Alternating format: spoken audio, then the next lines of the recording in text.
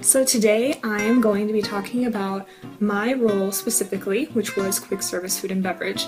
It's a role that not very many people originally want, and people have actually heard a lot of bad things about it, but I'm here to kind of defend it and actually show you what it really is and explain to you pretty much all the aspects of the role. Quick service food and beverage is basically fast food. It can range from outdoor vending in parks, food courts in hotels, which is what I did, quick service restaurants in the parks, all different kinds of things.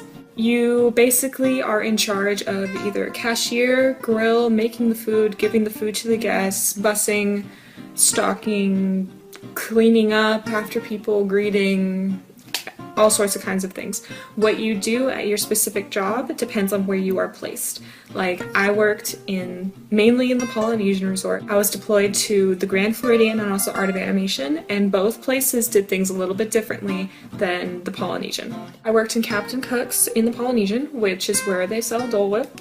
So the different roles that I had were stocking, kitchen/counter, cashier, either morning or afternoon, and busser. Stocker is something that I didn't do more than just my first day of training.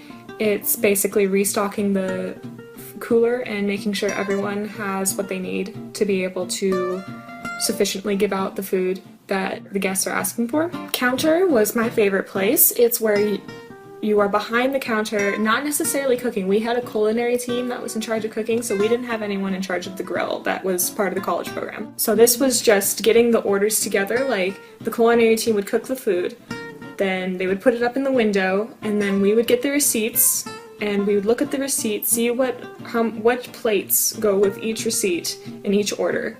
Then we'd get all of those foods, like say they got a burger and a sandwich and a salad. We would get those items that were prepared already and put them on a tray and then page them on the counter. And then the guests would come up and give their pager to you so you can give them their food. And there's also cashier, which is very self-explanatory. The cashier is just the person who takes what they ordered, adds them up, asks if they're on the dining plan, which is a very big part of quick service. Dining plan is something that Disney has that guests can order ahead of time, which is basically they're paying for their meals before they actually have their vacation. So they have a set number of meals that they can get without needing to worry about the price, because it's one flat price. There's different kinds that you can get, but the one that we had to deal with was quick service. And the quick service section of the meal plan includes a drink, an entree, and a dessert. And explaining that over and over again is basically your job when you are on cashier. And you have to make sure they have every aspect of the dining plan done and ready to go. The cashier is also another position where you get a lot of guest interaction. It's where I had most of my moments, my memorable moments in interacting with guests. And also, it's also a good opportunity to like give kids stickers, create little magical moments and whatnot. The last position that I had at my workplace was busser, which is basically bussing the dining room. It was definitely not my favorite position, but it was very straightforward, very easy. You have a certain different kinds of chemicals that you need to use to clean the tables or clean the outside tables, keep the dining room in order, make sure the drink station is clean and stocked and ready to go, make sure all the chips and the drinks and everything are well stocked and looks nice and everything. It's also a good place where you get a lot of questions from guests because you're the one out there with them where they're eating and where they're walking around. That's also another place where you can get a lot of interaction with guests. Some other places had, like the Art of Animation and Grand Floridian had different roles. You could actually cook food at both Art of Animation and Grand Floridian. The Grand had one job that required actually bringing the food to the tables, kind of like a sit-down restaurant, instead of paging, which is what we did at the Polynesian. I actually really enjoyed being the person who brought the food to the tables because it was kind of like, oh, it was another way to interact with guests and it kept you busy, and it was, I don't know, I thought it was fun. Art of Animation, it's a much bigger resort. The Polynesian location only has like roughly 7 to 10 people working at a time. The Art of Animation cafeteria has at least 45 people working at a time. It is much larger, so everyone's position is much more specific. You would be assigned to a specific section to bus, like say you were assigned to Route 66 or the Pride Lands or whichever themed area, because each of the areas were quite large. you could be assigned to work as a stocker for one specific cooler, and then someone else is assigned to a different cooler because they have more than one. You also could be assigned to just take out trash for 3 hours, and trust me, I did that more than once, and that wasn't very fun, but you gotta do what you gotta do. Just saying that the different locations have different kinds of roles. Those are kind of the basic ones that I had to do. Outdoor vending has a little bit of a different flavor to it. You kind of move around locations during the day. That's all I really know about outdoor vending, but I know a blog called DCP Dreams Come True that I read before I started my program that is very, very in-depth about quick service outdoor vending, and I can put the link right up here. She was in Frontierland most of the time for outdoor foods, and I'm sure she would love to answer any questions if you have any. Someone asked about training. Training, you start by, you go to orientation, you learn all about your location, you get a tour of your either park or resort, you go to computer training, which is a day or two of really long hours on a computer, and it's not the most fun activity, but it's where you learn all about the dining plan, how to use the cashier kiosk, like how to use the touch screen. If you're from a different country, this is where they also teach you about American money and like how to tell the difference. You go get your costume. Mine was beautiful. Mine was a lovely tacky floral color with orange pants. Yay!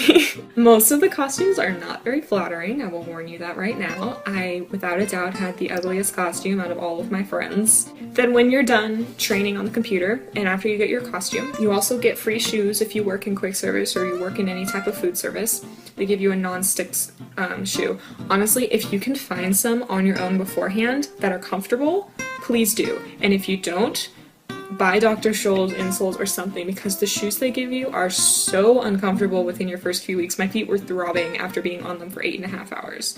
Because most of the time you are on your feet for at least 7 to 8 hours a day. You only get about a half an hour to an hour break. After a while you do get used to standing for so long and your feet get used to it and you break into the shoes, but I do recommend some sort of arch supports or insoles to kind of cushion your shoe because those shoes they're so uncomfortable. After you do your computer training, right, get your costume, get your shoes, you go to your first position. Some training for some places takes much longer than others.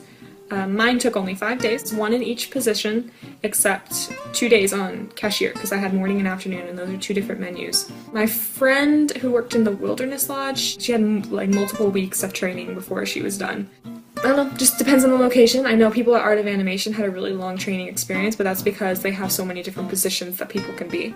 It just depends on how big your location is and how much you need to learn to make sure you're ready. Then you get an assessment. My assessment was just, my manager asked me a few questions, she knew I was ready, so we moved on and I passed. It was really easy. Some places actually have a computer where you have to answer questions. You have to get like a certain number right or else you're not technically off of training yet. Most college program people have closing hours. Mine typically would start around 3:30 and go to 11 or 11:30. The latest I would go is until 1:30 in the morning. That was usually 5 p.m. to 1:30 a.m. And that's because my location was 24 hours, so they needed someone to be with the graveyard shift to be able to get everything ready so she could be by herself. The morning shifts can start as early as 6:30 in the morning and usually go into about 3. Basically you're opening and then you're going until the afternoon people can come and bump you out. When you work in a resort, I think you would typically end just a few hours after your place closes. Mine didn't close, so it was a little different. So roughly between 12 and 12:30 is when people would get off in resorts. I could be wrong, but that's usually what I would hear.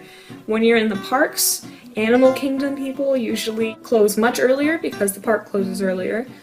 And Magic Kingdom had the latest hours because they'll have extra magic hours that sometimes last until 3 in the morning, and then you have to stay afterward to be able to close after the whole park closes, especially if you're on Main Street. Hollywood Studios and Epcot usually closes at 9, might have extra magic hours to 11. Not too bad of hours there. If you're in quick service, you can sometimes work at either the Flower and Garden Festival or the Food and Wine Festival held at Epcot if you sign up during your program. Someone asked what are the chances of getting an indoor versus an outdoor position in quick service. I would say it just depends on what you say in your interview. They asked me if I prefer working indoors and outdoors. and I said indoors, and they gave me an indoors. I kind of wanted to work in a park, but honestly, I did not mind working in a resort.